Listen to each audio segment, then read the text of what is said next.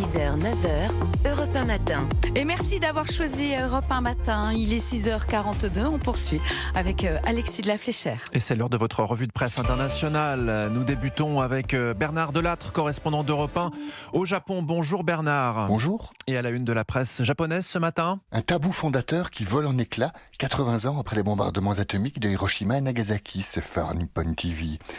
Le Japon devrait se doter d'armes nucléaires, a déclaré le haut conseiller de la première ministre Sanae Takaichi, en charge des questions de sécurité nationale à son cabinet.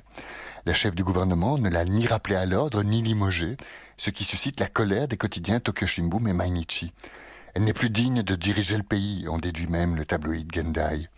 En plus, le parti au pouvoir qu'elle préside envisage que le Pentagone soit autorisé à entreposer ses ogives nucléaires dans les bases militaires qu'il possède au Japon. La presse se déchire. Tout ça est terrifiant, écrit le journal de gauche Asahi.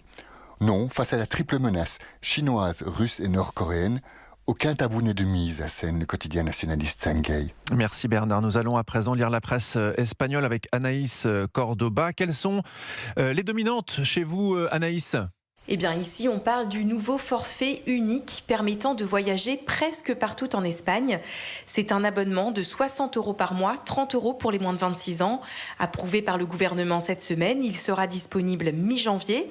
El Diario précise, ce tarif unique ne concerne pour l'instant que les trains de banlieue, les trains régionaux et les bus du réseau national.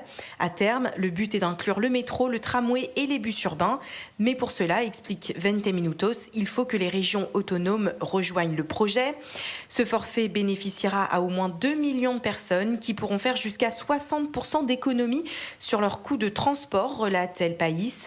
Publico rappelle que c'est le forfait unique allemand qui a inspiré l'Espagne. Pour 63 € par mois, le Deutschland Ticket comprend, lui, tous les transports publics, hormis le TGV. Merci Anaïs. Enfin, le Brésil avec le correspondant d'Europe 1, Jean-Claude Gérès. De quoi parle-t-on, Jean-Claude, dans la presse brésilienne ? Du contraste climatique que va vivre le pays durant les fêtes. Ne sortez pas sans votre parapluie, conseil au Globo, au sud pour s'abriter des orages diluviens ou au nord-est pour se protéger d'un soleil accablant. Le site Géon, lui, a décidé d'évoquer des destins particuliers, comme celui de Céleste, veuve d'un ouvrier agricole et à ce titre bénéficiaire d'une modeste pension. Après 40 ans de procédure judiciaire, l'administration lui a enfin reconnu le droit à 101 ans de percevoir une retraite. Un souci que n'aura sans doute jamais Luana Lopez Lara, qui fait la une de Valor. À 29 ans, cette élégante jeune brésilienne est, il est vrai, la plus jeune milliardaire au monde à avoir construit sa fortune toute seule. Et le quotidien économique précise que le conte de Noël reste à écrire, puisque cette princesse version Wall Street est toujours célibataire. Merci à tous les trois. C'était votre revue de presse internationale sur Europe 1.